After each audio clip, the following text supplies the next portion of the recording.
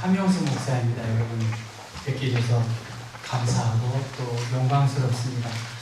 신고식 하는 것 같아요. 이번에 이 창현교회 목사님도 그렇고 강현교회 목사님도 그렇고 오늘은 특별히 344회 성경 강좌라고 해서 영광스럽고 감사합니다. 저는 제 이름 앞에 혹은 뒤에 경복교회 목사다라는 말을 마음에 무겁게 받아들이고 있습니다. 사무실에 걸려있는 장로님들의 사진들, 또 역대 담임 목사님들의 모습을 뵈면서 제게 맡겨주신 경복교회 정말 하나님의 교회로 잘 가꿔야겠다라는 마음들, 그들의 수고와 헌신에 부끄럽지 않은 목회자가 되어야 되겠다 늘 다짐하고, 또 그분들의 여러 헌신과 수고들을 여러 역사들을 통해서 생각하고 합니다. 또 저는 우리 기독교 장로회 목사이고 한신의 목회자인 것에 대해서 늘 자긍심을 가지고 있고, 그 이름에 걸맞는 목회자가 되어야 되겠다 그런 생각을 늘 하고 있습니다. 제가 한 17년 정도 외국에서 선교사로 있었는데요. 선교 활동을 이렇게 편지로 이렇게 쓰는 경우가 있습니다. 그런데 저는 특별한 경우가 아니면 저는 한 장만 딱 씁니다. 한 장 딱 써서 핵심적인 내용들을 제가 하고 있는 것들, 그리고 저의 고민거리들, 저의 생각과 마음들을 공감하려고 그렇게 했었고, 늘 저를 위해서 기도해 주시고 후원해 주신 분들에 대해서 감사한 마음을 갖고 그렇게 편지를 썼었습니다. 오늘 사도 바울이 디도에게 보내는 편지니까 저는 저의 정체성, 부르심, 그리고 편지를 통해서 사역을 보고하는 것이 아마 디도서도 바울이 디도에게 편지했을 때 그런 심정과 마음으로 받아들이지 않았을까, 그렇게 생각을 합니다. 여러분, 디도서는 총 몇 장으로 되어 있죠? 3장으로 되어 있고요. 절수로는 41절로 되어 있습니다. 그러니까 10분도 안 걸려요. 10분도 안 걸리기 때문에 저는 최대한 빨리 끝나고 저녁을 먹도록 그렇게 하려고 합니다. 그리고 강의 끝나고 우리 나 주님을 사랑합니다의 노래 부르는 것으로 기도를 대신하고 그렇게 하면 되지 않겠나, 그렇게 생각합니다. 디도를 그레데에 남겨둔 이유, 그리고 그것을 1장 5절을 핵심 말씀으로 여러분에게 소개하고, 교회에 남겨진 이유, 교회에 우리를 직분자로 불러주신 그 부르심이 무엇인지 우리 또한 디도처럼 우리가 사명을 감당해야 되지 않겠나, 그렇게 생각합니다. 원래는 저는 한 장만 요 한 장만을 드리려고 했더니 전에 목사님들이 4페이지도 주시고 막 3페이지도 줘서 이게 한 장만 주면 안 될 것 같아서 제가 겸손한 마음으로 2장으로 요약을 했습니다. 그리고 글씨는 많지 않은데 퀴즈를 내려고 합니다. 그리고 퀴즈에는 상이 있습니다. 제가 즉석에서 상을 드리도록 그렇게 하겠습니다. 여러분, 그 받아보신 유인물 밑에 그림이 그려져 있지 않습니까? 그렇죠? 그 그림을 대충 이해하시겠죠? 누가 누구에게 주는 거죠? 바울이 디도에게 편지를 주는 거고, 그 편지의 내용은 건전한 교리, 그리고 건강한 신앙의 가르침을 디도, 네가 가르쳐라, 그렇게 이야기하고요. 그 다음에 디도가 밟고 있는 땅은 어디인가요? 아일랜드라고 써있고 크레데라고 써있잖아요. 크레데에 했고, 지금 디도의 왼손에는 지금 누구를 푸시한 거죠. 지금 영어가 좀 잘 안 나왔지만 거짓 교사를 몰아냈고, 그 거짓 교사는 눈을 흘기면서 디도를 원망하는 눈으로 쳐다보지요. 그리고 디도의 머리 위에는 하나님의 은혜가 충만하게 내려진 것, 그것입니다.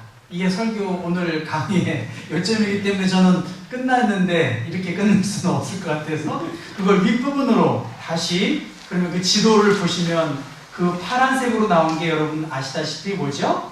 지중해겠지요. 지중해. 그리고 그레데가 지중해 윗부분에 있고요. 그리고 고린도가 있고 고린도서의 왼쪽에 보면 니고볼리라고 써 있고요. 오늘로 말하면 알바니아. 좀 더 올라가면 크로아티아, 뭐 슬로바키아.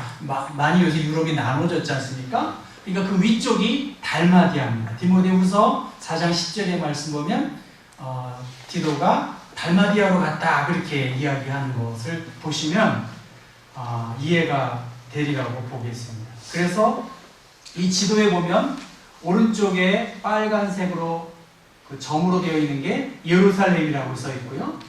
그래서 이 그레데 사람들이 이스라엘로 정착해가지고 일부 사람들이 이스라엘로 와서 끊임없이 이스라엘을 공격하는 그레데의 원주는 누굴까요? 블레셋 사람들입니다. 그렇죠? 블레셋 사람의 대표적인 사람은 누구죠? 골리앗입니다. 역시 우리 경복교회 장로님이라 역시 골리앗이 블레셋의 그러니까 힘도 세고 뭐 터프한 민족이다라고 생각하고 호전적인 민족이다라고 생각합니다. 그러니까 그리스로부터 떨어져 있는 그 섬, 미항, 아름다운 항이라고 했지만 여러분 저는 그렇게 생각합니다. 섬은 섬이다. 섬은 섬이다. 서울은 저는 서울이라고 생각합니다. 그런 의미에서 굉장히 중요한 지역은 아니었을 것이다. 그리스나 로마 그것이 아니라 바울이 디도에게 목회하도록 한 목회의 환경은 어디죠? 그레데라는 것입니다. 그레데. 그렇게 이해하시면 1페이지는 이해가 되겠고요. 2페이지에 저는 이걸 브루스 박사라는 맨체스터 대학의 성사학자가 쓴 것을 그대로 인용한 것입니다. 그래서 거기에 나온 5페이지에 있는 책인데 브루스 선생 자체도 모든 연대는 대략적인 것이다 라고 이해하시면 돼요. 여기는 아닌데 이러지 마시고 그래도 많이 공부한 석학이 바울의 연대기 생애를 이렇게 정리한 것이니까 여러분이 사실은 이것만 잘 알아도 성서가 굉장히 이해가 되고 바울의 생애 속에서 언제 무슨 성서를 썼고 그런 것들을 이해하기 때문에 저는 이게 굉장히 잘 정리된 여러분이 이 정도만 아시면 굉장히 좋은 자료라고 생각합니다. 아주 확신해요. 신약 성서를 이해하는데 이 정도 바울의 생애를 이렇게 이해하는 사람들이 많지 않을 거라고 저는 자부하고 있습니다. 그래서 가로놓기에 제가 선물을 준비해 왔어요. 그래서 이건 비행기 타고 온 거기 때문에 한국에 없는 거. 그래서 여러분 1번 바울은 몇 년에 태어나서 몇 년에 순교하셨을까?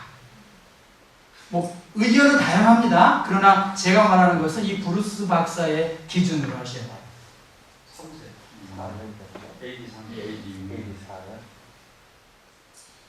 이거 아직 맞추셨어요. 5년이라면 AD 5년. 박수를 한번 쳐주시죠. 이거 선물 드릴 거예요. 진짜로? 하나 더 맞추셔야 돼요. 그러면 바울은 몇 세에 순교하셨을까요? AD? 그거 못 맞추시면 나눠 드셔야 돼요. AD. 바울은 몇 년 정도? 70? 제가 아니면 계속 말씀하셔야 돼요. 70. 제가 말하는 거 이 브루스의 기준으로 말하는 거예요?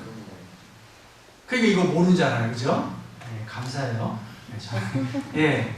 몇 년에 바울은 순교했을까요? 대략이에요, 대략. 75. 아닙니다. 장로님도 여기 그래도 이게 우리가 객관식이 판단 장로님들 별로 생각을 안 하시려고 하는데 생각해 보십시오. 방면에 있고 로마에 투옥해 있고 방면에 있고 소아시아와 그리스 사역을 하고 마쳤으니까 67년 65. 네? 67년 하면 되겠네. 자, 그때 아까 장로님 벌써 65년 정도 합니다. 65년. 그러니까 소아시아와 그리스의 사역을 마치고 디모데 전서와 디모데 후서와 디도서를 쓴 것이니까 대략 그렇다는 것입니다. 이해가 되시겠죠? 이 정도만 알면 굉장히 중요하고요. 그래서 우리가 알고 있듯이 한 30살 때 다메섹에서 회심을 했고 아라비아와 다메섹에 가서 다시 다메섹 사역으로 갈라디아 1장 17절 그 내용을 보시면 좋겠습니다. 그 다음 제가 실수를 했네요. 갈라디아 1장 21절이 아니라 갈라디아 1장 18절입니다. 1장 18절에 예루살렘을 가지 아니하고 이제 뭐 그렇게 나옵니다. 1장 18절에 보면 개발을 방문하려고 예루살렘에 올라와서 거기에서 15일 동안 머물고 이제 다시 안디옥을 가고 1차 전도 여행을 하고 예루살렘의 회의에 참여합니다. 왜 참여했죠? 할례의 문제가 정당한지 안 정당한지 그것입니다. 그 다음에 기록한 책이 있습니다. 45세 정도에 뭘 썼을까요?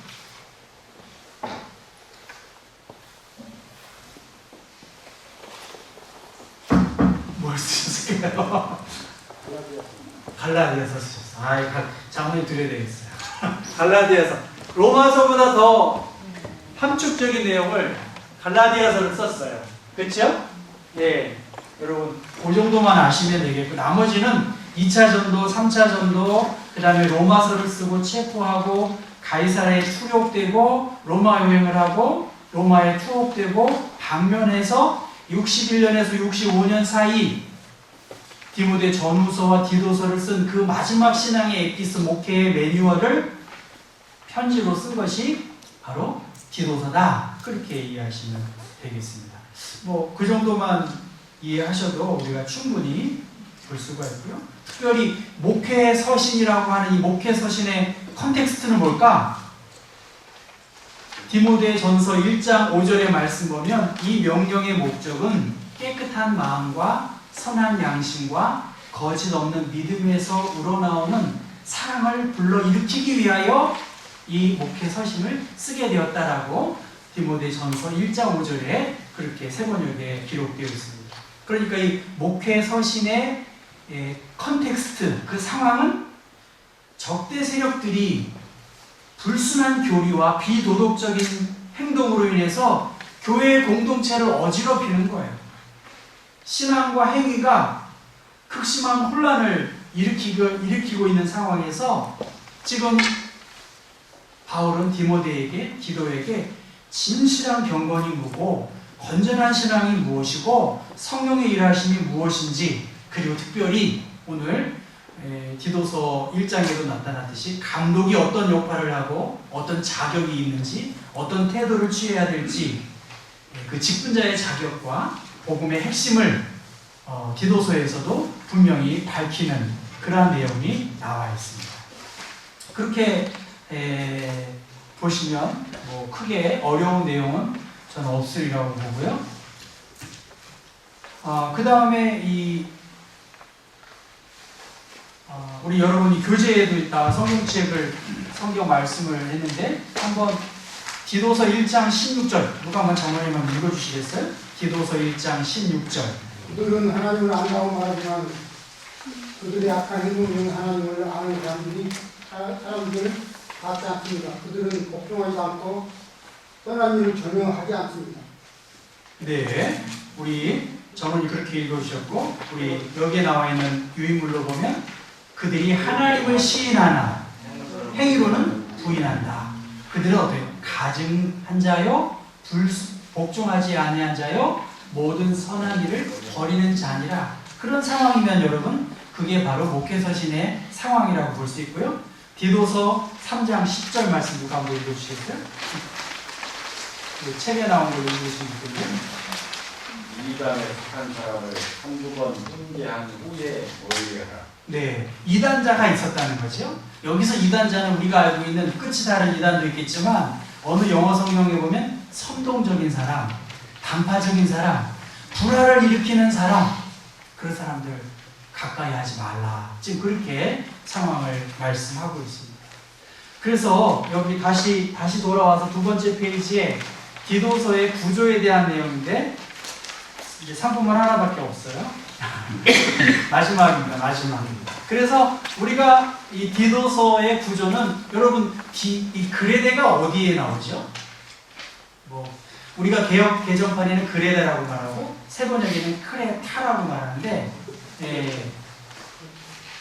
크레테 원래 히브리어로는 헬라어로는 크레테 그렇게 써 있더라고요.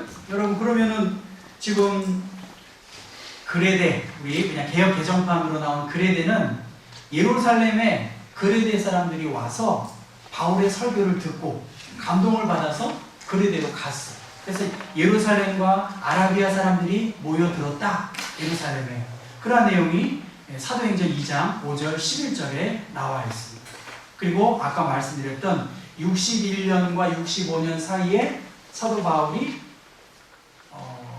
마지막 전도 여행을 통해서 그레데를 방문했고 거기에 그레데를 둘러보고 디도를 그곳에 남아있게 하고 나머지 일들을 정리하도록 그렇게 성경은 말씀하고 있습니다. 그래서 우리가 잘 알고 있는 뭐 바울 사도의 서신의 인사는 다 그렇잖아요. 그래서 바울은 내가 누군지 그것을 분명히 확신하고 있습니다. 나는 예수 그리스도의 사도다. 그리고 나 바울은 하나님의 택하심을 받은 사람들의 믿음을 일깨워주기 위해서 그리고 경건함에 딸린 진리의 지식을 깨우쳐 주시기 위해서 나는 사도가 되었다. 나는 영생에 대한 소망을 품고 있는 사람이다. 우리 장로님들 어떻습니까? 여러분들이 적어도 교회와 노예의 귀한 일들을 감당하시는데 내가 누구고 나의 직분이 무엇인지에 대해서 다시 한번 생각해 보면 나는 하나님의 부름받은 존재로서 교회의 믿음을 일깨워주고 나는 영생에 대한 소망을 확신하는 사람으로 그리고 이 자기의 말씀, 하나님의 말씀을 전도로 나타내기 위해서 나는 사도로 부름을 받았다. 아주 정체성이 분명합니다. 그래서 이제 믿음의 나의 참아들 디도에게 이 편지를 한다고 그렇게 말합니다. 그렇죠? 저는 오늘의 레슨이라고 할까요? 한 포인트는 사도 바울이 그런 정체성을 가지고 내가 나에게 하나님이 맡겨주신 그 사명이 무엇일까? 믿음을 좀 일깨워주는 여러분들이 여러분의 교회에서나 곳곳에서 믿음을 좀 일으키고 영생에 대한 소망을 좀 다른 사람들과 더불어 이렇게 불러일으키기 위한 그런 막중한 사명이 저는 우리 서울로의 장로님들에게 있겠다. 저 또한 하나님이 저를 목회자로 불러주신 것은 성도들의 믿음을 일깨우고 영생에 대한 소망을 불러일으키게 하고 또 하나님의 택하심을 받은 경건한 지식을 깨우치기 위해서 나는 사도로 부름을 받았고 사명자로 섰다. 저는 그게 오늘 이 디도서의 인사를 통해서 주는 말씀이라고 보고요. 두 번째는 이 글에 대해서 크레타라고 세번역은 그렇게 말해야 될 것 같아요. 크레타에서의 할 디도의 사역입니다. 아까 말씀드렸던 그리스 남부에서 한 96km 떨어진 그 섬이에요. 그 섬. 이 그레데 사람들, 블레셋 사람들, 우리가 알고 있듯이 문명도 무기도 발전한 그 사람들이 호전적인 사람들이 바로 그레데 사람들입니다. 여러 종족들이 혼거했고 정치적으로도 변방의 열등감을 가지고 있는 그러한 민족 중에 하나가 바로 그레데 사람입니다. 그래서 오늘 1장 10절의 말씀 보면 그 그레데 사람들은 불순종하고 헛된 말을 하며 속이는 자가 많은 중에 할례파 가운데가 특히 그렇다. 할례 받은 사람 중에 불순종하고 헛된 말을 하는 사람들이 많다. 헛된 말로 사람들을 유혹하는 사람들이 이 그레데에 많다. 다른 말로 말하면 모세의 율법을 지키는 것, 그것을 구원의 조건으로 생각하는 유대주의자들의 영향 속에서 복음으로 드러나지 못한 그 할례파 유대인들에 대한 율법을 강조한 것이 그 거짓 교사들이 난무한 그 상황이 바로 그 컨텍스트인데 그 상황에 하나님께서 디도를 그레데에 남겨두게 되었다는 것입니다. 그래서 우리가 12절에 말씀한 것처럼 에피메니데스라고 하는 그리스 출신, 그리스 사람인 그레데 출신의 사람이 우리가 잘 알고 있듯이 그레데 사람들은 항상 어떻대요? 거짓말장이고 또 악한 짐승이고 자신의 배만 위하는 그러한 족속들이 바로 그레데 사람들이다. 그렇게 말합니다. 그러니까 사실 기도가 하나님을 공경한다라는 말의 의미가 있고 하나님의 일들을 굉장히 아주 왕성하게 감당을 했는데 여러분 생각해 보세요. 그 섬에 그렇게 뚝 떨어져 있어가지고 무슨 영광을 보겠어요. 사실은 소외되어 있고 한 그 가운데에서도 묵묵하게 기도는 바울로부터 임무받은 그 모든 일들을 잘 감당했고 3장 12절에 니고볼리로 아까 말씀드렸던 디모데후서 4장 10절에 바울이 가고 싶었던 달마디아까지도 가서 그렇게 복음을 증거하는 일들을 감당했던 것입니다. 그것이 인사와 그레데에 남겨둔 이유, 그것이 1장의 내용이고요. 2장의 내용은 교리에 맞는 말, 제가 이 교재에는 교리에 맞는 말 그렇게 이야기했죠. 교리 혹은 교훈에 맞는 말에서 5 부류의 사람들, 늙은 남자, 늙은 여자, 그 다음에 뭐죠? 늙은 여자는 젊은 여자를 가르치라고 했고 젊은 남자 그리고 종에게 건강하도록 온전한 사람으로 그들이 살아가도록 건강한 신앙과 삶을 살아가도록 교리에 합당한 그러한 가르침을 그렇게 살아가라고. 그래서 2장 1절에 오직 너는 바른 교훈에 합당한 것을 말하라 그렇게 말씀하고 있습니다. 그것이 2장의 내용이고요. 그 다음에 3장 1절부터 11절에는 선행에 대한 내용입니다. 범사의 온유함으로 모든 사람에게 온유함을 드러내라. 네가 부름받은 자로서 온유함을 드러내라. 통치자들과 믿는 자들과 이단에 빠진 사람들에게 대하여 부름받은 자로서의 본분을 잘 감당하라고. 그리고 이제 뒷부분에 이제 부탁과 여러 사람들을 부탁하는 내용으로 그렇게 디도서가 마감이 되고 있습니다. 그러면서 이 디도서에는 중요한 복음의 핵심을 여러분 교재 2장의 11절부터 14절까지는 중요한 거기 때문에 한번 읽어보셨으면 좋겠어요. 디도서 2장 11절부터 14절 말씀입니다. 시작. 모든 사람에게 구원을 주시는 하나님의 은혜가 나타나 우리를 양육하시되 경건하지 않는 것과 이 세상 정욕을 다 버리고 신중함과 의로움과 경건함으로 이 세상에 살고 복스러운 소망과 우리의 크신 하나님 구주 예수 그리스도의 영광이 나타나심을 기다리게 하셨으니 그가 우리를 대신하여 자신을 주심은 모든 불법에서 우리를 성량하시고 우리를 깨끗하게 하사 선한 일을 열심히 하는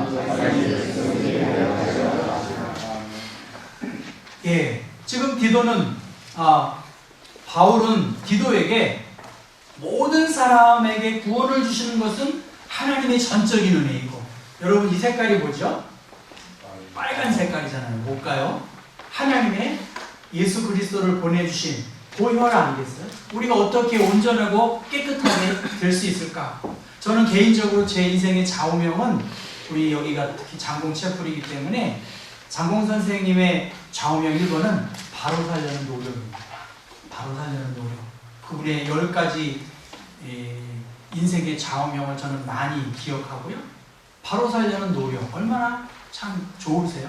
그런데 우리 예수 믿는 사람들은 예수 그리스도의 십자가의 은혜로 우리가 용서함을 받았다는 이것이 가장 중요한 복음의 핵심이다. 그러니까 이 디도를 통해서 그가 예수 그리스도가 우리를 대신하여 자신을 주심은 모든 불법에서 이거죠. 어둠 가운데 있는 우리들을 예수께서 십자가에 죽으심으로 우리가 어떻게 되는 거야? 용서함을 받았다는 거야. 이 기독교 교리를 우리가 확실하게 붙잡고 있는 것, 그것이 저는 목회 서신을 이해할 수 있는 중요한 포인트라고 말하고 싶고요. 3장 3절부터 7절까지 같이 한번 읽어볼까요? 우리도 전에는 어리석은 자요, 순종하지 아니한 자요, 속은 자요, 여러 가지 정욕과 행락에 종노릇한 자요, 악독과 투기를 일삼는 자요, 가증스러운 자요, 피차 미워한 자였으나 우리 구주 하나님의 자비와 사람 사랑하심이 나타날 때에 우리를 구원하시되 우리가 행한 바 의로운 행위로 말미암지 아니하고 오직 그의 공유하심을 따라 중생의 시승과 성령의 새롭게 하심으로 하셨나니 우리 구주 예수 그리스도로 말미암아 우리에게 그 성령을 풍성히 부어주사 우리로 그의 은혜를 힘입어 의롭다 하심을 얻어 영생의 소망을 따라 상속자가 되게 하려 하시니라. 성령의 역사하심, 성령의 기름 부으심, 그리고 예수 그리스도로 말미암아 우리가 의롭게 되었다는 것, 그것이 우리가 전파해야 할 영생에 대한 소망이고 이 복음의 확신을 우리가 가져야 되겠다. 그런 의미에서 기도의 사역의 환경에서 건전하지 못한 사람들이 많이 있었어요. 거짓 교사들이 그 교회를 어지럽혔어요. 그런데 디도서의 말씀을 쭉 보면 엄히 꾸짖어라. 여러분, 엄히 꾸짖어야 해요.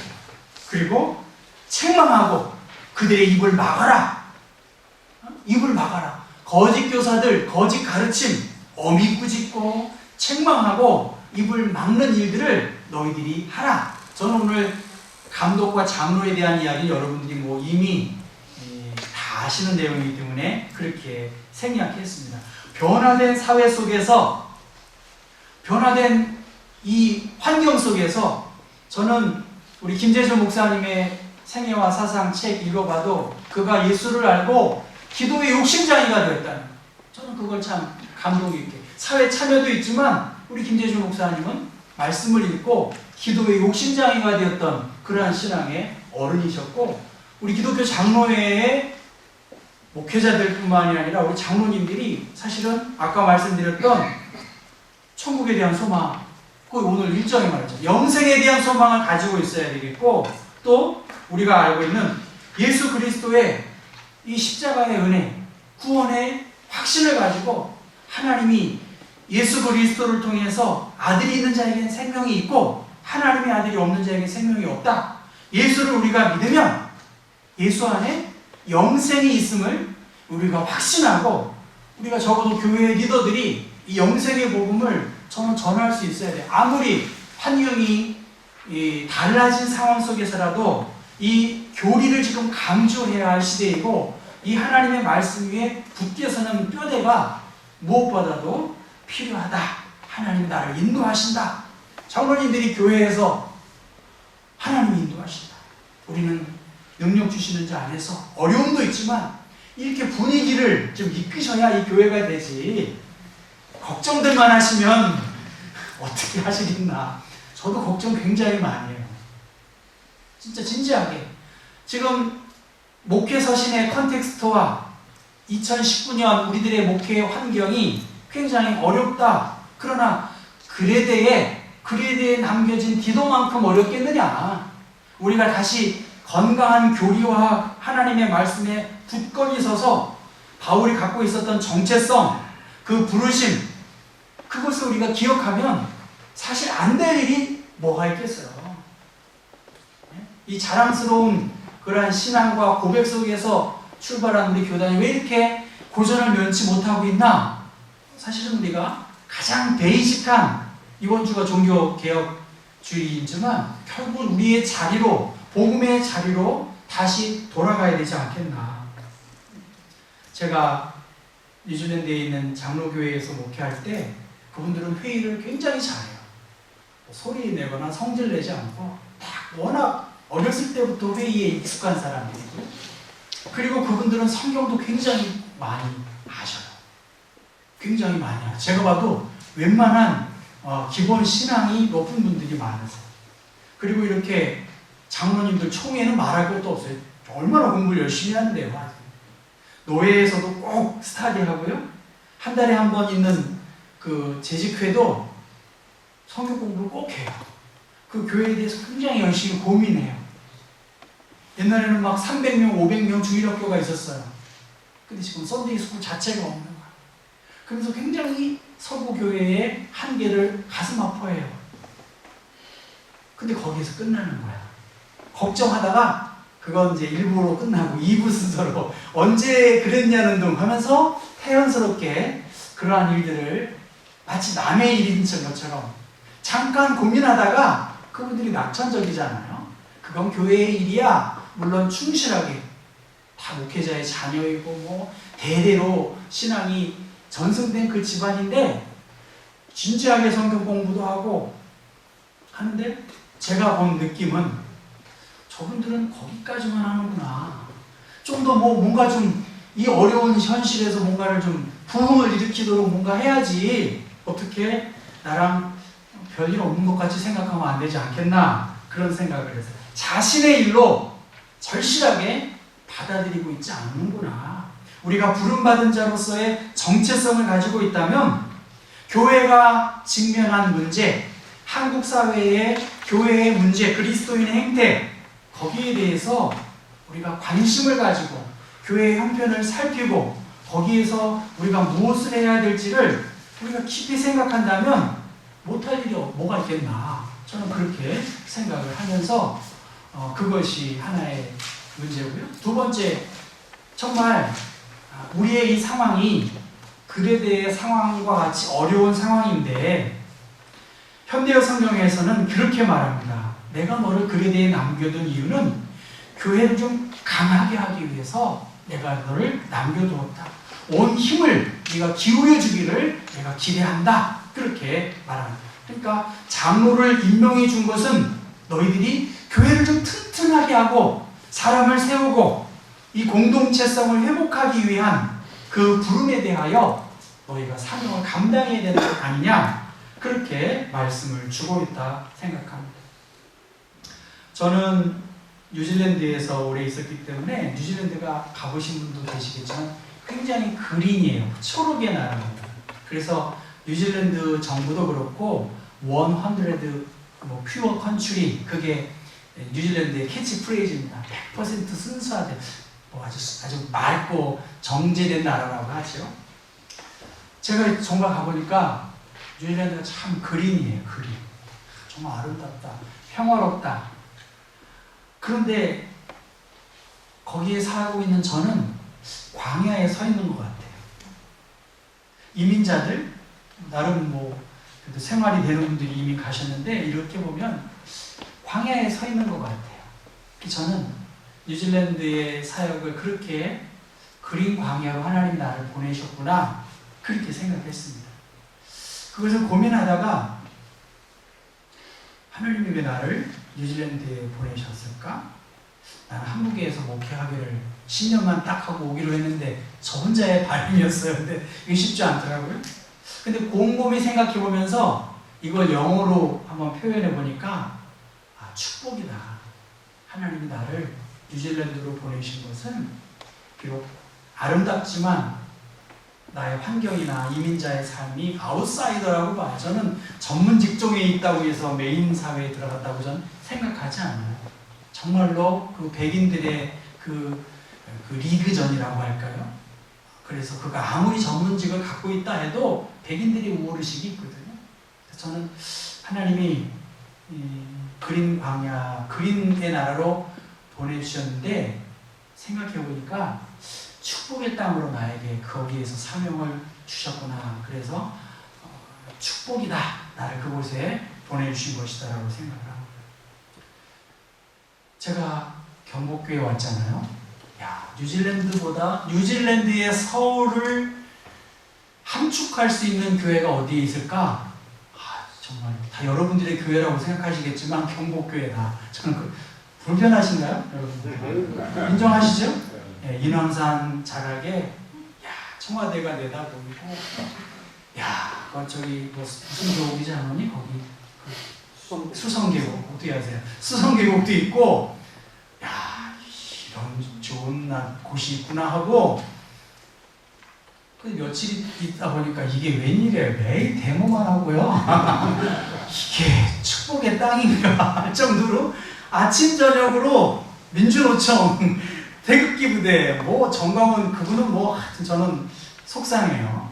기독교의 이미지가 저는 그러니까 야 이게 그림 광야네 여기도 이렇게 평온한 땅에 하나님이 저를 이곳에 보내주셨구나 그렇게 생각하면서 하나님의 부르심은 후회함이 없고 하나님이 불러주신 것에는 분명한 상급이 있다. 여러분 그렇게 믿으시나요? 장로로 부르시고 여러분에게 이 사명을 맡겨주셨고 교회를 맡겨주신 것은 저는 하나님의 축복이다라고 생각을 하고 그래서 그래 하나님께서 이 교회를 통해서 부족하지만 전심을 다하도록 그렇게 나를 축복의 자리로 인도하셨구나. 글에 대해 기도를 파송한 것처럼 우리 장로님들과 저를 그 상황에 보내주셔서 우리를 교회를 교회되게 하고 공동체성을 회복하도록 하나님이 우리를 불러주신 것이 아닌가. 이것은 축복이다. 장로님들 하시는 게 얼마나 힘드세요. 제가 봐도 힘들어요. 돈 받고 하는 일도 아니고 뭐 이런 문제 있으면 뭐 다 하고. 저는 우리 경복교회 목회하면서 장로님들은 빼고 장로님들 부인들이 너무 헌신적이었어요. 진짜예요. 제가 꼭 저렇게 헌신적으로 하는 분은 제가 못 봤어요. 진심으로. 장로님들 계셔서 제가 립 서비스 하는 게 아니고 진짜로 장로님들이 부인들이 열심히 하시더라고요. 왜? 남편 장로 때문에 그렇게 하시는데 그것도 참 복이다라고 생각을 합니다. 여러분 바울만큼 상처를 준 사람도 없는데 그런데 디도서 3장 말씀 보면 모든 사람에게 디도야 온유함을 보여라. 그렇게 말씀을 주세요. 저는 우리 장로님들이 온유함을 좀 이렇게 보여주시고 모든 사람에게 온유함을 보내주셔서 정말 디도는 많은 탁월한 그러한 능력들, 성과들을 보인 사람이 디도입니다.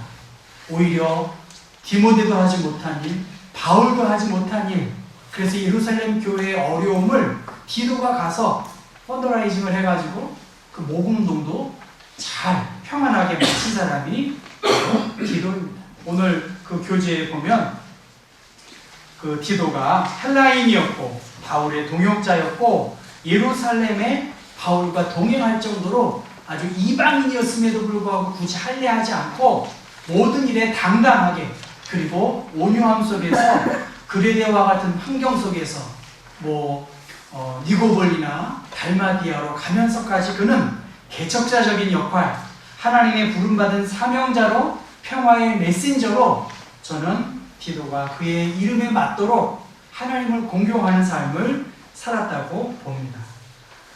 어거스틴이 그렇게 말합니다. 왜 그리스도를 믿게 되었냐? 왜 그리스도인이 되었냐? 이렇게 묻는다고 한다면 모든 사람이 이렇게 대답할 것이다. 행복하기 위해서. 여러분 적어도 서울노회의 장로님들이라면 내가 왜 장로가 되었지? 내가 왜 그리스도인이 되었고 교회에 여러 가지 일들을 하겠지? 왜 나에게 이러한 무거운 짐들이 있지? 그것은 하나님의 부르심에 후회함이었고 그 부르심에는 상이 있고 또 내가 이렇게 하는 것이 하나님의 부르심을 위한 그 부름을 잘 감당하는 그러한 축복의 통로이고 하나님의 위로를 경험하는 그러한 계기가 되도록 하나님이 우리를 부르신 것이 아닌가. 그것을 위해서 하나님 우리에게 사명을 주신 것이 아닌가. 여러분이 건강한 신앙의 고백, 건강한 교리의 바탕 위에서 기회가 되고 할 수만 있거든 다른 사람들에게 행복을 주시고 또 위로를 주시고 소망을 주시는 우리 서울로의 어르신들이 될 수 있기를 주님의 이름으로 축복합니다. 찬송가 618장인데요. 마지막 선문 우리 사회 해주신 우리 장로님께 드려야 되겠습니다. 마지막. 자, 우리 618장 찬송 1절밖에 없습니다. 한번 영어로도 불러보려고 제가 했어요. 어려운 단어가 아니니까 1절하고 두 번째는 영어로 해보고 3번에는 무반주로 그렇게 하면 얼추 22분이면 끝날 것 같아요. 시간은 많이 끝난 거죠? 나 주님을 사랑합니다.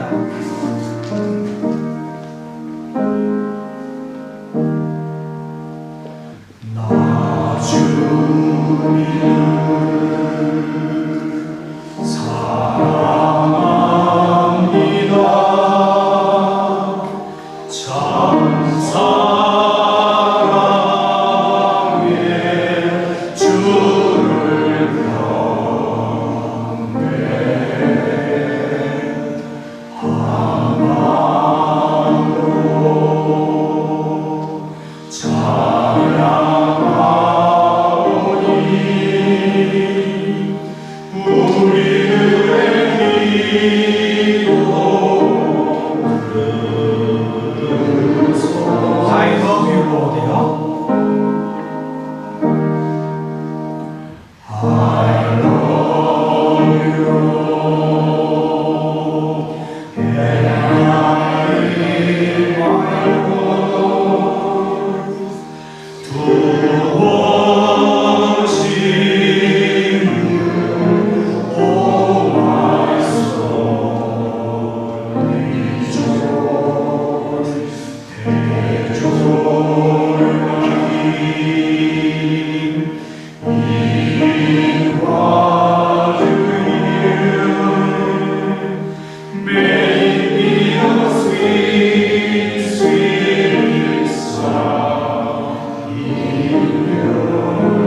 반주 없이 나 주를 사랑합니다. 둘, 셋. 나 주를 사랑합니다.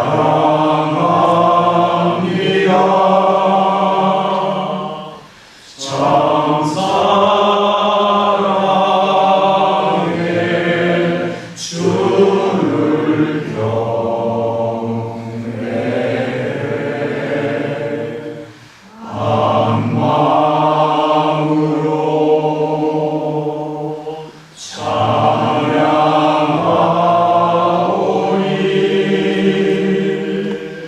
우리들의